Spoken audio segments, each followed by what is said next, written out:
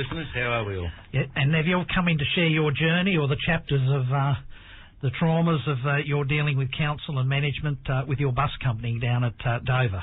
Oh, you can call it a journey, yes. Andy. I call it a bloody nightmare more than anything, really. Yeah. And that's what it's turned out to be. So would you like to let the listeners know the background and when it all started and chapters of that and where you're at now from back? Yep. Certainly. In 2002, I came down here and brought a school bus run off Gary Duggan and ran it quite successfully, parked buses there, standard at the 2. And in 2017 we put it on the market. We had done our time, we wanted to go somewhere else to enjoy the rest of our life. But in 2018 the council sent us a letter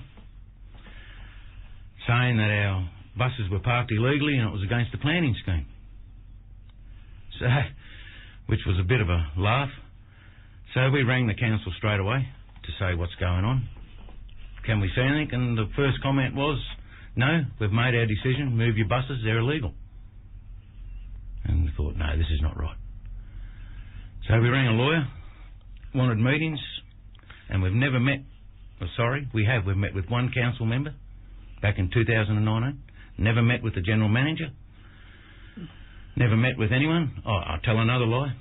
We did meet with the mayor, Beck Embers, after she was elected. And that's all. We've never met with a Liberal Party politician after years of writing from both us and lawyers. Never met with one. And this was done, don't forget, in 2018 when it was still under the leadership of the government after they were sacked. It was still under the commissioner. So the government will sack the council for underhandedness, slyness, whatever you want to call it. Now you would think that with this come up and the government notified that they would want to have something to say about it. Not a thing. So there was no acknowledgement whatsoever from the state government or council? No. All they said was, this is what it's done. The government was, well, we can't interfere in council business. On what grounds did they make that decision that you weren't allowed to park? It was against the planning scheme, did you say? Yeah, it was from a complaint. From a complaint? So that it all initiated from a complaint from a resident or somebody on council? Was that we don't know. Disclosed? We don't know who it was, but the complaint was all wrong for a start. Actually, if I can, I'll read that complaint out. Please do. Yep. Now, the names will be different, of course.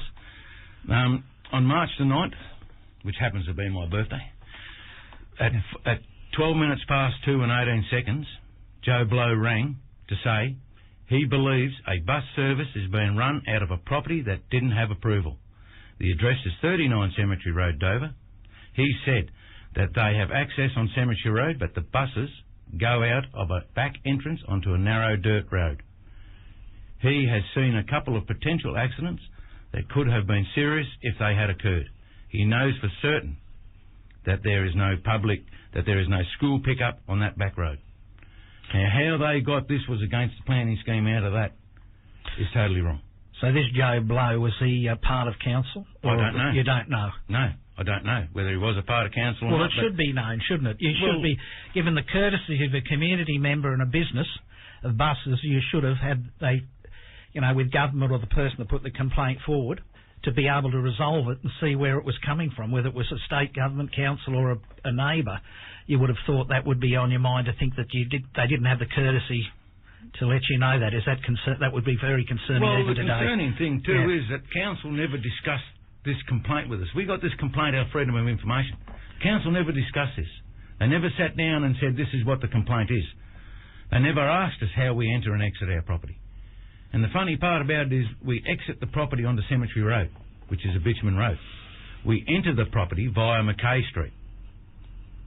Now, Mackay Street, the rubbish truck goes up it. It's graded. It's not a little narrow dirt road. It's a big road. And we're allowed to drive up and down there. And this was done in 2018, so for the 16 years prior, the only complaint that we had from any of the neighbours around there was that we spoil the kids because we put them in brand new buses. It's the only complaint we ever had. Nothing from anyone else. And the funny thing about it is there's been two people own that house. And it was built in, I think, 81, 82 by Gary Duggan. And there's only been 2 people on it, Gary and myself. And both of us have had buses parked there. Gary originally had buses parked there when he brought the land and built the house in 81 through to about 87. And when he went to work for Telecom, turned up for Telecom. And then he sold the buses in 88, and there was someone else driving them buses while he worked for Telecom. Now, Gary left Telecom and went back and brought another school bus run and parked it there again. No complaints then? No complaints then, no nothing. And there was buses there before there was a bitumen road there. So, and the thing with it is, the planning scheme is not to affect people. It's to stop the facts like the subdivision over the road from us from being built illegally, from houses being built on wrong spots and 2-storey buildings being built where they shouldn't. That's what it's for. It's not to destroy people's lives. No, the planning scheme didn't destroy our lives. The council did. Now, the thing with this complaint also is to near accidents. Now, hang on. Near accidents should have been more of a red flag than the planning scheme. But we've never had anybody query us about those accidents. Because with near accidents, like in the workplace or anywhere, an incident accident report, that should be transparent out to see who was putting that forward. You know, none of the drivers have ever come back and said, look, we near had a prang there. Oh. And we've got the right of way coming up Mackay Street. As soon as we turn into Mackay Street, we go straight up into the back of our property. As a matter of fact, the top bit we own about the last 10 metres of it. So yourself, Lisa, and yourself, Neville, you've hit a brick wall after brick wall, and you have been to meetings as well, which that would be a brick wall, has it, to speak at in public question time, or have you? No. We haven't done this. Well, you've seen my episode through. I've been through. Yeah. We went straight into the lawyer. We thought, well, we don't know anything about this planning scheme. Went straight into the lawyer, and one of the first lawyers we saw, funnily enough, said to us, "You've upset someone." We thought, we said we know that. And then his next comment was, well, look, don't kick the hornet's nest too hard. Don't. And hang on. These people have broken the law. And the funny thing about that complaint come in at 14, 12, 18 seconds, which is 12 minutes past 2 in the PM, on a Friday afternoon. Now, there shouldn't be any time before that. But the funny part about it is the job was allocated at 9 minutes past 2. So there is a time for our job and for this complaint, 3 minutes before the phone call come in. Now, I can tell you now, we have started litigation. There has been letters sent out by our lawyer. So there's 3 people on that first complaint. One still works at the council. The other 2 have left, and we know for certain that one of those people that left, the lady that left, that also rang our real estate agent and told us that if he sold our house and business together, he will be breaking the law, has left on a non-confidentiality agreement and a payout. And we know that for certain. So how many other people have they done this to? And this we had the mayor, when she was first elected, Beck Embers, come down and sit at our kitchen table. And the funny thing is, she told us that under the council she leads, there will be openness. Businesses, we will talk to them. And she said there's too many people on medication. My wife Lisa now is on medication that this council's done. She said all this, and she said, we're not a depot, we're this, we're that. She will organise meetings. Nothing. About a week and a half later, she rang us up, folded and said, move the buses. No more. We've got letters. We've got text messages and social media from correspondence from the now mayor, not wanting to talk to us, and also saying that she thought someone was going to sort us out, an ex-councillor that's no longer on council. When since does council get people that are not on councils to sort problems out for them? We've got all this. And the thing that really annoys me most is they've never sat down. That commissioner never sat with us. Andrea Taylor never sat down with us. Emilio Real never sat down. As a matter of fact, we've got letters that Emilio Real wrote to the government, which is full of defamation. My wife Lisa's on medication. After all this, and we're getting nowhere, we were sitting in the lounge room, thinking about what we're going to do next, our son Jake and Lisa and myself. I heard a noise. I go, turned around. Lisa's eyes are rolled back in her head, and she's hit the ground. Bang. Goodness. Convulsing. Lips turning blue, froth, just convulsing. And I thought I was going to lose my wife then. I thought my wife was dying before my eyes. I looked up at my son, the look on my son's face to see his mother. I should have turned that off. You're right. Seeing my mother, his mother, looked like he's going, now Lisa's on medication because of these mongrels. On medication because no one stood up. Goodness me, so you've been through so much unnecessary trauma and stress for some time, and that's what happens. The mental side of it, it affects you mentally. You've got all this stuff going on, and yeah, it's a very sad state of affairs. 2 school buses parked there. Goodness me. And the other thing with it all is, they not once did they. They've come out and they said to us that they will never take continuous use. Never. They won't allow a continuous use. Even though they'd been there continuously for since 95 and there before. Nothing. We wanted to sort this out. We called for meetings, nothing. We got one meeting with a manager, a Luke Chi, and his first words to us were, the council has done all they can do, all they will do, all they want to do, move the buses. We had a lawyer at that meeting with us, and our lawyer asked him, what is your procedure for handling complaints? His answer was, there is no procedure. We handle them how we want to handle them. Goodness me. And then his next question to me was, why did you stop this and bring it back up again? And we stopped it until the new election, and we brought it back up. And I told him because we got new councillors. And his answer to that was, councillors have nothing to do with council business. They don't make decisions, change decisions. They can't do this. This is all in front of our lawyer. You can't do anything. They don't do anything. So realistically, what's the point of electing councils?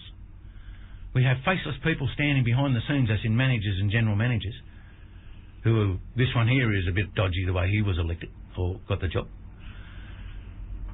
What's the point of having them? What's the point of having lip service? Yeah. That you said from the start with yep. So, and the other thing what the council come to us is that I don't drive buses anymore. I stopped driving in 2016 because my disability got too much, and it was not safe for me to drive with the kids, because we do cart the most valuable, precious item that anybody has ever got, their children. No one can put a dollar figure on children, although some of them would probably try and give them away sometimes. So we cart these kids. We got a very responsible job of carting these children. And the council just don't care. Don't care. We're not going to talk to you, move the buses. Where are we going to move them to? And we kept going, and people said to us, well, why don't you just sell the buses separately and the house separately? Well, then who's going to buy the buses? If we can't keep the buses on our property and they've been there for 95, who can? Because as soon as they move from there to another place, they come under the same rule. I don't know if people can remember when Michael Clark was tragically killed in Dover. He was another bus operator in our street. As soon as he was killed, under the council's guidelines that they gave us, that bus became illegally parked on Jenny Clark's property. So we took it.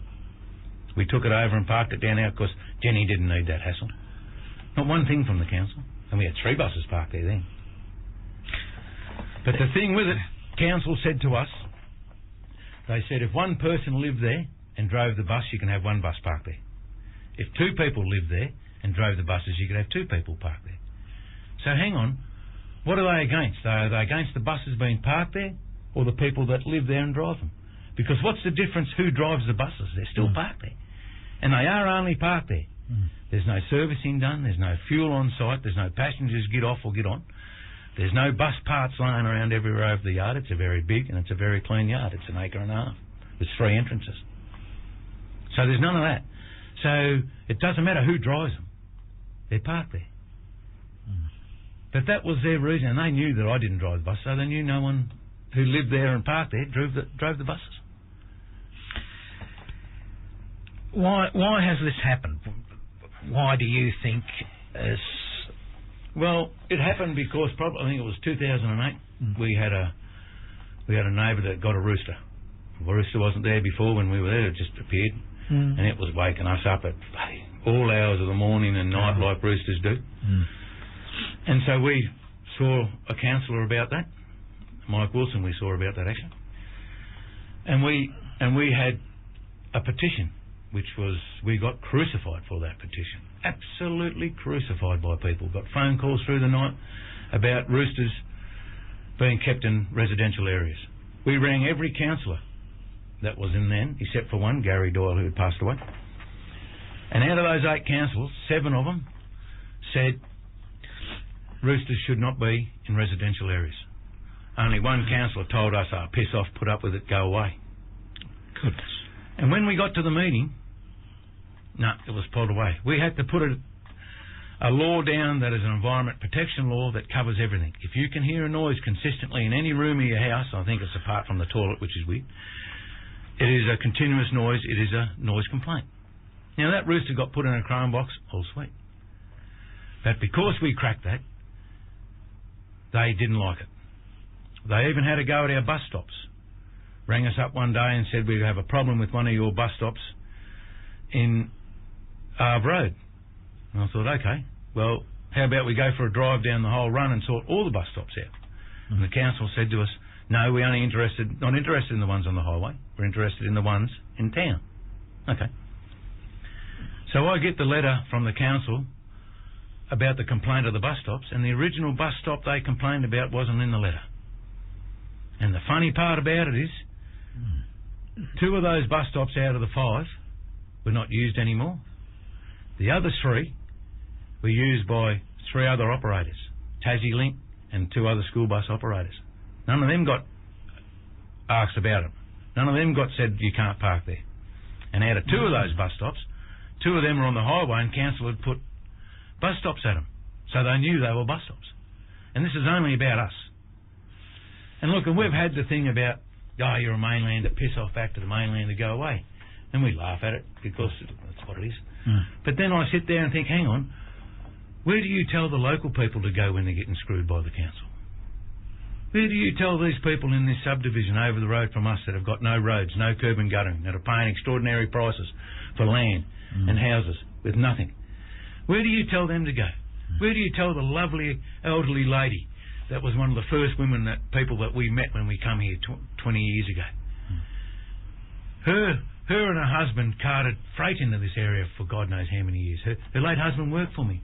Where do you tell her to go when she's got no road into her house? It's a dirt road. The rubbish truck doesn't go up and down the roads anyway. Where do you tell her to go? Where do you tell the young family that's gone into utmost debt and paying extraordinary rates? Where do you tell them to go? Where do you tell them to piss off to? So, Nev, do you think with what you're saying, read between the lines, could it be ? Another bus company? No. Or it's who you know, not what you know? No. Or, no. Okay. No. The conclusion. So No. This is purely because the funny thing, Andy, is we end up having to go to see an SC, Senior Council. Cost us a fair amount of money, but didn't cost us as much as what we thought because he didn't take very long to come to the conclusion. And his letter back to the council, the first paragraph, the first word is, you are wrong. Now, they used a 1993 planning scheme. There is no 1993 planning scheme. There's a 1993 Land Management Act. But we were still under the 89 Esperance scheme, and we were until 2015. So they're just pulling schemes out wherever they can, and it's the fear that puts in people. The fear that they've got to fight a council. The money that they haven't got to fight this council, and the council use ratepayers' money to fight ratepayers. And we've got no money. We're broke. Now, there was a person paid out. How many people have they paid out for this stuff? And even the person that made the complaints against our bus stops doesn't work there. Didn't work then. It was about 3 weeks after the complaint. He left suspiciously. Why? Why did he leave? What? And this is basically some people in the council that doesn't like us. So, because we're probably mainlanders or we've butted heads with them. And this would be in the management side? Oh, of course, yeah. Oh, God, yeah. This happened when there was no councillors. So this happened, and this happened while it was under the control of a government-appointed commissioner. Never met with us. Emilio Real never met with us, and he wrote some damn nasty letters about us to governments with defamation on them. we had an incident where we were standing there and our son Jake has yelled out, "There's someone taking photos of the school bus." And we're a bit sus of people taking photos of a school bus. Is it a disgruntled parent? Is it someone that wants to know about the buses with the kids on it or what? We don't know. We're very sus. Our son ran out and yelled back, "It's the council." He ran out on the road. The council took off south towards the golf course. He ran out to see where they were going. That council car come back over the hill at a God knows rate, nearly cleaned him up, nearly hit him. He had to jump out of the road. Goodness. Flew up down the road. Lisa took off after it to see what was going on. That car went through the give way sign at the end without stopping or anything, just flat out. If there had been another car come, gone. Now, why? They're supposed to notify himself. They're supposed to identify himself when they are affronted to do this stuff. Now, Lisa saw this lady that took these photos at the Woolworths or Purity supermarket in Neville. Saw her. Asked her 3 times, "Why were you taking photos of our car, of our buses? Why?" She never answered. So as a woman does when they're scorned and angry, she let fly with all the words that she could imagine, and she's pretty good at putting these words together. But she didn't threaten to kill her, she didn't threaten to hurt her, didn't threaten any of that. She rang me up, no worries. I rang the lawyer, yeah, no worries, it'd be right. Next day we had the police there at our place, and police can't get involved in civil matters, we've been told. Now the first word that policeman said, who is now no longer a policeman, he left the police force, was, "I have a message from the council for you to back off." And I looked and I just burst out laughing, and I looked around and I thought, "Where's your Tommy gun? What is this, El Capone days or something, is it?" And we ended up telling this policeman what was going on, and he said, "I don't want to have nothing to do with this, see you later." So who sent that policeman? Now who told this girl, this woman, to ring our real estate agent and take our property off the market? And the council said that they never done that. They did. Because the council also have got written from the council to say to us, and one thing they wanted to know was, have you taken the advertisement down that advertises the house and the business together? So that's all they were interested in. And 3 years and 9 months it took us until we got the thing from the SC. And not once did they give us a fine, did they give us a show cause notice, because the buses never stopped. The bus has done exactly the same thing as they've been doing for the last 20 years. And we had a planner come down. We went and saw a planning person. He come down and he had a smile on his face, and we thought, right, he said, "Well, you aren't against any planning scheme. This is not against the planning scheme." And he pointed over the road. He said, "But that's illegal." He said, "We have told clients not to go in there because it is not right." And the council told us that they have to, by law, enforce the planning scheme. What, they enforce the planning scheme when they want to, or how they want to. You know, look at this debacle now with people's land being taken away from them. That's been in generations, and nothing. Not a thing, and we're the most. Now, you would think the government would also step in on that. And, you know, I just talked to Paul Gibson out there, and he said, "This is a government." No, it's not. No, it's not.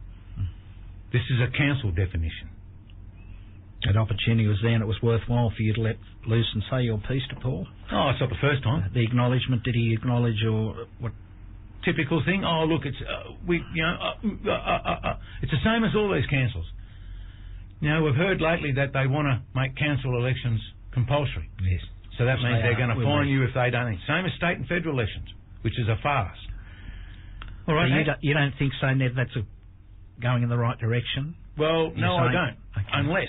Unless if they make us vote compulsory, and it should go for state and federal, that if that politician or that person that is carrying on lies, and they do when they say, "When I get elected, I will do this. When I get elected, I will do that," they are deceiving you. So if it's illegal for you not to vote, if you have to vote, they have to also tell the truth. But it doesn't happen. That's deception. Deception. That's as far as the last time I heard. Doesn't always happen, I should say. No. And you see it time and time again, local government from state to federal, the lip service, but action's the magic word, the footwork, and getting out there, as you say, councillors should be, and hopefully will be in the next elections, proactive, and get out there to the community No, look, the next election, there's only one way that this council is going to go good, and that is walk in there, sack the general manager, sack all the management, and bring in forensic people to go through the books and through the planning. So would you say your point of view on ICAC is needed in Tasmania? Oh, God, yes. Because what we've done, we've gone to the bureaucracy. We've gone to the local government department. We had a meeting with the local government department. And the funny thing is, the person that we met with said, oh, look, we'll get you a permit to park the buses there, which he can't do and we didn't need. But when we started and showed him information about this Emilio Real, this general manager, he said, oh, look, Emilio's a good bloke. He's a friend of mine. We cut that meeting straight away. Conflict of interest. Now, I rang him back. No, he got moved. Now, I did talk to the new... And all he's told us was, oh, look, we can't do nothing. We can't... Well, hang on. Who can? Who can do something? The politicians are the ones who run this. The government sacked this council, don't forget. So they can do it again. What was his response? His response was, look, we can't do anything. We can't affect the council. We can't do anything. It was just a shove off. Because the one thing they know is they've got more money than us. They're using our ratepayer and our taxpayer money to fight us. And through the courts, I think it was over $1 million has been they've spent on liability, taking people through the court systems, as I understand it, with the public purse, public ratepayers' money. So look, I can't wait for my day in court with them. And is that coming up? This is the service, and that is coming up, Nev? Our lawyer told us yesterday that the letters have been sent for intent to litigate. We will be. I want to get those people that took that phone call and done those letters in the dock. Yeah. Nev, we're coming up. We'll be cut off, but I'd like to hear further in the community. This is important. As I said, the door's always open here. Everybody gets a Guernsey, and it's great that you've come in, but we're going to be cut off in 30 seconds. That's all the next program. But, I've been listening here and listening. I'm intrigued. You're telling your story, your family story, which, and I admire people like yourself, language of the heart, and don't give up, and you're not going to give up. I can hear when you were talking to Paul Gibson out there, you let it, put it how, this is how it is, and this is what's happened. No, we're not going to let up. And there should be more of it, because, all I can say people and it's be bound accountable. All I can say to the community is don't stop. Do not back down. 95.3 and 98.5. Thanks for your time this morning. Oh, mate, any time. There's so much more. So much more. That's all from this week's point of view. Thanks for listening. Take care. Look after one another. Bye for now.